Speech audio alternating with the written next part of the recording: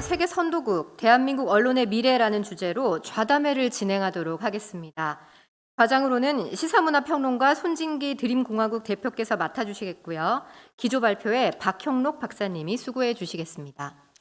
또 패널로는 박흥식 박사님, 윤영혁 대표님, 그리고 결론평론원은 박형록 박사님께서 수고해 주시겠습니다.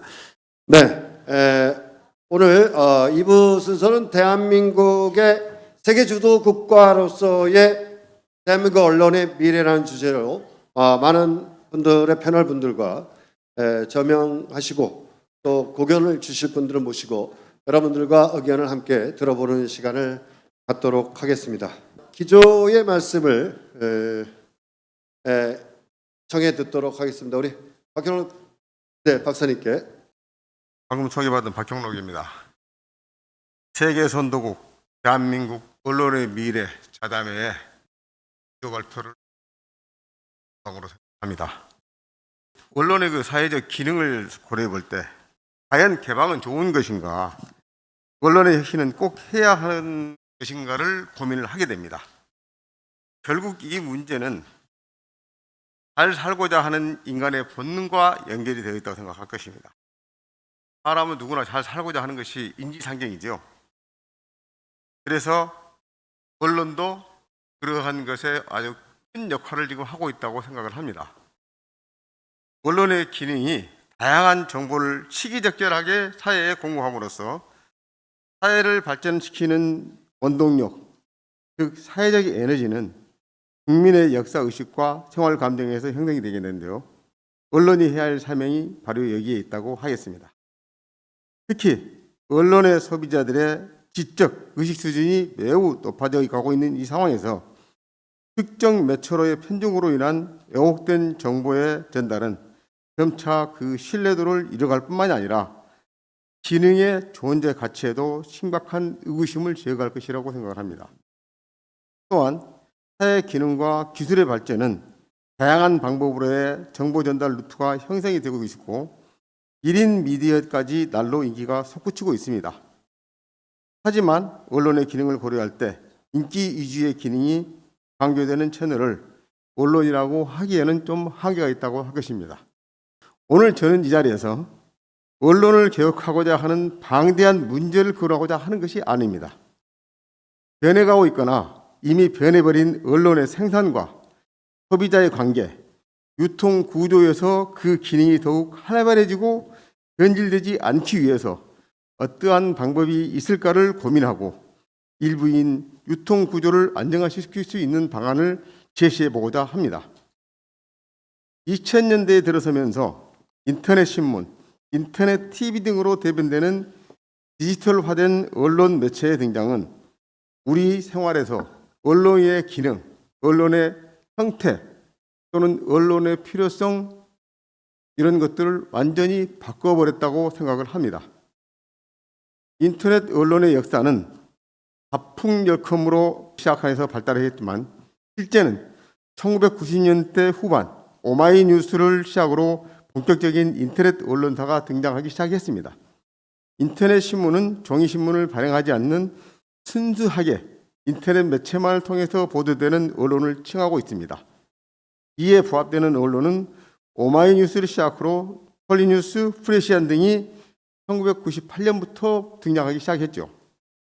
또한 스마트폰 등장으로 인터넷 언론의 발전은 정점으로 이동을 하고 있습니다. 간편함, 언제든지 확인 가능한 신속함, 언론사의 속보 경쟁을 불러오게 하는 가장 중요한 요소가 되고 있습니다. 하지만 아니면 말고 하는 식의 개인적인 정보의 생산과 전달은 소식을 왜곡하거나 비틀어 전달함으로써 사회적으로 일어나는 영향을 걷잡을 수 없이 커지고 있는 것이 사실이기도 합니다. 특히 국내의 포털 사이트는 정부 기관에서 통제가 가능하지만 규제 범위를 벗어난 외국의 포털 사이트에서 생산되고 있는 정보의 폐해는 매우 커지고 있습니다. 이러한 일은 정보 또는 언론의 생산자와 소비자의 영역이 무너진 지 오래고 이미 구분지을 필요가 없어졌다고 해도 과언이 아닐 것입니다. 동의신문은 특별한 경우가 아니면 다음날 지면으로 기사가 나가기에 시간적 요소가 있었던 반면에 인터넷 신문은 경쟁사보다 더 빨리 소식을 전하기 위해서 분초를 다투는 속보 경쟁에 들어감으로써 기사의 사실 확인 등이 시간적인 제약으로 인해 떨어지게 돼서 오보의 가능성이 매우 높습니다. 이제 더 이상 언론의 소비자는 단순한 소비자가 아닙니다. 그들이 바로 언론의 생산자입니다.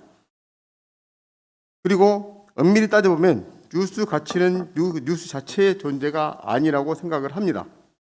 조금 전에 우리 징크의 김기용 회장께서 발표를 하셨지만 이러한 개인적인 뉴미디어들이 오픈 포털 뉴스 사이트에 어떻게 수용을 해서 끌어담을 것인가 하는 것도 굉장히 큰 숙제로 여겨지고 있습니다. 그래서 오늘 제가 이 자리에서 여러분들께 발제를 하고 싶은 것은 과연 뉴스 소비자가 생산자로서의 역할을 다하게 되려면 어떻게 해야 될 것인가? 또 오픈 뉴스 플랫폼이 이러한 것들을 다 수용을 한다고 할 때 이러한 왜곡이나 편파적인 문제, 집중화되어 있는 문제들을 어떻게 해결할 것인가 하는 점들에 대해서 논하고자 합니다. 네, 고맙습니다. 네, 먼저 우리 지금 현재의 언론은 생산자와 소비자가 양립하고 있습니다. 물론 생산자도 뉴스를 소비하고 있죠. 이럴 때 나타나는 병폐는 무엇이고, 그럼 그 병폐는 어떻게 고치면 좋은지에 대해서 유영영 우리 박사님께 이사장님께 여쭤보겠습니다. 언론의 생산자는 이미 단순한 생산자가 아니라 우리 사회에서는 벌써 권력자가 됐습니다. 언론은 이미 권력의 한 축입니다. 그러면 어떠한 병폐가 있겠습니까? 이미 권력화됐는데 수없이 많은 병폐를 다 가지고 있죠. 그러면 이 언론 생산자와 소비자가 이 문제를 해결하는 방법은 핵심적인 건 결국 자유선언이에요. 권력, 거짓, 편견으로부터 자유로운 생산자들이 나와야 됩니다. 소비자이자 생산자인 1인 미디어는 그러한 자유 독립을 외쳐야 된다고 생각합니다. 오늘의 주제가 아닐까 생각합니다. 네, 말씀 감사합니다. 상당히 중요한 말씀을 아주 핵심을 간략하게 찔러 주신 것 같습니다. 자, 그러면 1인 미디어의 그 생존을 보장하는 것이 국가적인 지원도 필요하지만 언론 시장 차원에서 강구할 수 있는 방안이 어떤 것이 있는지에 대해서도 좀 1인 미디어 시대에서의 우리는 어떻게 그럼 시장을 또 만들어가야 될까요? 저는 독립성을 확보해야 되니까 네, 독립성이 제일 중요한 것은 퀄리티를 보장할 수 있어야 되는 네. 뉴스 포털이 떠야 돼요. 어. 지금은 뉴스 포털이라고 보기에는 비즈니스 포털이죠.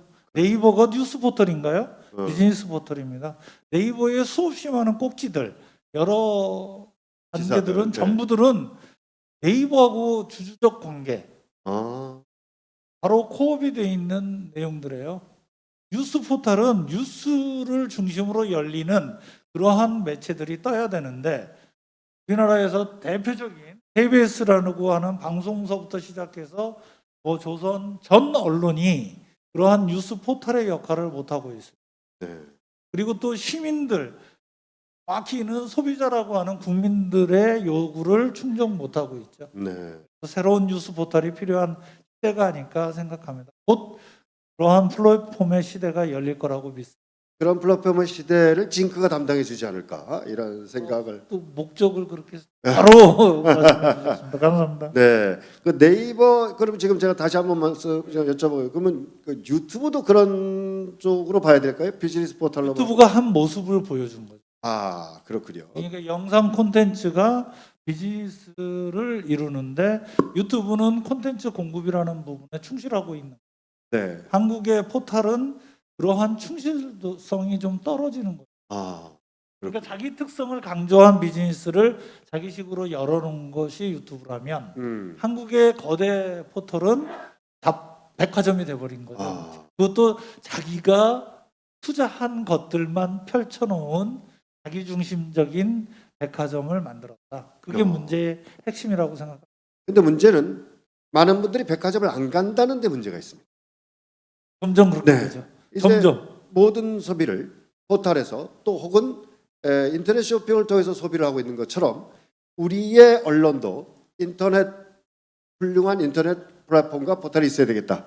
이런 말씀으로 이제 그게 예를 들어서 유튜브나 이제 페이스북이나 이런 SNS 시대의 그런 이제 단 네. 매체, 정확히 해서 자기의 특성을 갖고 있는 매체를 통해서 실현되고 있는데 네. 한국이 그거를 먼저 시작했거든요. 네. 그런데도 불구하고 글로벌화하지 되지 데는 못해서 약했어요. 네, 네. 이유가 뭐냐? 그런 기다림의 시간을 기다려주지 않았는데 네. 미국은 이제 거기다 투자하죠. 네. 근데 이제 글로벌 시대가 더 가까워지다 보니까 한국에서 제대로 돼 있는 뉴스 포털이 뜨면 바로 국제화된다. 한국 K-팝이 그러듯이 네. 한국의 뉴스 포털도 제대로 잘 만들어지면 한순간에 세계로 알려진다. 그러한 시대가 됐다. 네. 이상입니다. 예, 그러면 한국이 움직이면 무조건 세계화다. 이렇게 보면 되겠습니다. 자, 우리 김기영 대표님께 이번에 이걸 만드셨어요. 아주 귀한 일 하셨는데 1인 미디어를 위한 오픈 플랫폼을 구축하는 방안은 상당히 좋습니다. 좋은데 돈도 많이 필요할 것 같아요. 네, 그렇죠. 네, 이 돈은 재원 마련은 다 돼 있으신 거예요? 제가 원래 부자라서. 원래 부자시라서. 네. 예. 자, 그러면 또 이제 제도적인 측면이나 이런 것들도 상당히 좀 문제가 될 것 같은데. 사실 그 개인적으로 언론을 한다라는 것은 굉장히 어려운 일입니다. 그렇죠. 굉장히 어렵습니다. 교육을 받아야 되고 기자의 연수도 받아야 되고 윤리선언부터 시작해서 각종 선언할 것들이 굉장히 많습니다. 하지만 그것이 자연스럽게 훈련을 통해서 어차피 그 기자 교육이라고 하는 것도 훈련을 통해서 자연스럽게 이루어질 수 있는 일이고 글을 잘 쓰시는 분도 있겠지만 글을 못 쓰시는 분도 있습니다. 이런 부분들이 자연스럽게 공부를 할 수 있고 기자화 돼갈 수 있는 그러한 제도까지는 개선이 아니지만 네. 사회적 기반 시스템이 좀 돼 있으면 좋겠다라는 생각을 해요. 네. 각자 자기의 의견을 충실히 내보여야 되는데 나는 억울한데 내 의견을 충실히 받아줄 데가 없는 거죠. 네. 그러한 것들이 사실 받아줄 곳이 필요한 겁니다. 네. 뭔가 내가 억울할 때 내 억울한 속사정을 들어줄 수 있는 사람이 필요하듯이 그러한 곳이 매우 중요하다고 생각합니다. 네, 이 제도적인 문제는 상당히 중요하다고 생각을 합니다. 잘못된 거짓 뉴스를 생산하고 퍼뜨림으로써 우리 언론의 역할이 상당히 중요한데 그걸로 인해서 잘못된 언론을 소비하고 있잖아요, 기사를. 네네. 네, 그런 것들에 대한 제도적인 역할, 법안, 그다음에 어떤 처벌 규제 이런 것들이 좀 필요할 것 같은데요. 그 거짓 뉴스에 대해서는 매우 중차대한 곳이 있습니다. 네네네. 거짓 뉴스는 굉장히 경계해야 될 문제. 팩트하게 높고 네, 정확한 사실을 근거하지 않은 아까 말씀드렸던 제가 아까 플랫폼을 설명하셔서 말씀드렸었는데 99%의 진실을 나열하고 자신의 이익을 얻기 위해서 99%의 진실을 나열합니다. 그리고 마지막 결론 부분에서 딱 하나만 바꿔놓으면 그 결론이 완전히 바뀌어버리는 글이 돼버립니다. 네, 그래서 그러한 것들도 굉장히 경계해야 되고 이것에 대해서는 언론계에 계시는 분이라든지 석학분들이 연구를 좀 하셔서 틀림없이 제재를 가할 수 있는 그런 법안들이 좀 들어서야 된다고 생각합니다. 네, 이런 말이 있었습니다. 광화문 이순신 동상 앞에 호랑이가 나타났는데 모든 언론이 그걸 쓰더라도 조선일보가 안 쓰면 안 나타난 거다. 네, 이런 말이 있었어요. 네, 그런 것처럼 한 언론사에 집중되어 있는 권력의 문제도 좀 개선이 되어야 되지 않겠나라는 생각을 해봅니다. 시간이 없어서 우리 박흥식 박사님께 국회 차원에서 뉴스 포털의 독점적 행태를 막기 위한 뉴스 유통 개선에 대한 문제를 해결하기 위해서 고심하고 있는데 1인 미디어의 뉴스 포털 플랫폼이 만들어지는 것은 아닌지라는 생각이 듭니다. 그랬을 때 우리 지금의 뉴스 포털과 다른 어떤 문제가 생기지 않을까라는 우려도 있습니다. 네, 지금 새로운 그 기존의 미디어와 다른 1인 미디어가 지금 등장은 나오는데 사실 저는 이 얘기를 듣고서 사실 좀 문제 제기를 할까요? 네, 두 가지 걱정스러운 부분이 있습니다. 네, 물론 그 언론의 균형이라는 것은 물론 언론 표현의 자유를 신장하는 데 목적이 있겠습니다만은 언론의 자유가 있는 반면 사실 언론의 책임이라는 문제도 따르게 마련인데요. 네. 지금 1인 미디어가 됐을 때 가장 큰 문제는 우리 기존의 기존 미디어는 제도적인 미디어에 등장을 하려면 어느 정도 법적인 조건이라든지 여러 가지 제도적인 그런 감독 시스템 하에서 이루어지는 것이기 때문에 진입 장벽에 대한 어느 정도의 걸림돌이 있을 수가 있지만 네. 지금 1인 미디어로 해서 이렇게 진입 장벽을 완전히 해체했을 때 네. 생길 수 있는 문제점은 약 우선 두 가지가 있을 수 있습니다. 하나는 저널리즘 윤리의 문제가 발생할 수가 있고요. 또 하나는 뉴스 가치의 문제입니다. 네. 예를 들어서 지금 어떤 한 명의 기자가 어떤 사회 현상에 대해서 바라봤을 때 이런 게 있다고 한번 가정을 해보겠습니다. 네.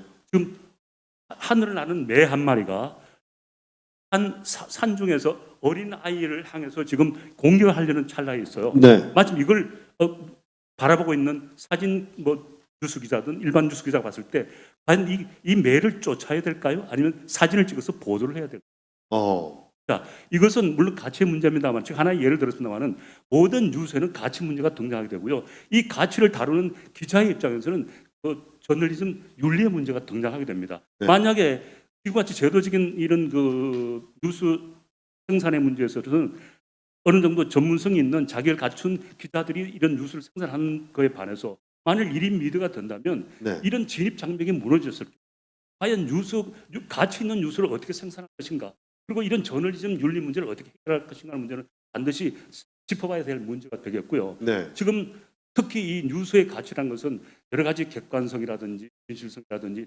담보가 돼야 되는 것인데 옛날 이 언론의 그런 초창기 시절에는 저널리즘 뉴스라는 게 있었습니다. 네. 많은 뉴스가 생산되면 지금도 많은 정보들이 쏟아져 나오고 있는 이런 정보의 홍수 시장에서 네. 과연 어떤 뉴스, 가치 있는 뉴스를 과연 담아낼 것인가 이 문제를 어허. 우리가 절대 강구하지 않을 수 없겠습니다. 그러니까 그런 선정적인 뉴스라든지 폭력적인 네. 불법적인 뉴스가 얼마든지 생산될 수가 있는 여지가 있게 됩니다. 네. 그렇다면 이런 불법적인 뉴스나 왜곡된 뉴스나 거짓 뉴스나 선정적 뉴스를 어떻게 걸러낼 것인가? 네. 이것을 자율적으로 과연 걸러내질 수 있을 것인가? 네. 그 많은 뉴스 중에서 그냥 뭐가 이렇게 낚았다라는 네. 말은 네. 그냥 선정적인 제목을 이렇게 써서 기사를 보기는 할 수 있지만 네. 그 뉴스가 과연 가치가 있느냐? 생산자가 읽을 만한 가치 있는 뉴스였느냐? 네. 또 그걸 읽었을 때 일어날 수 있는 여러 가지 피해 문제를 어떻게 할 것인가? 네. 만약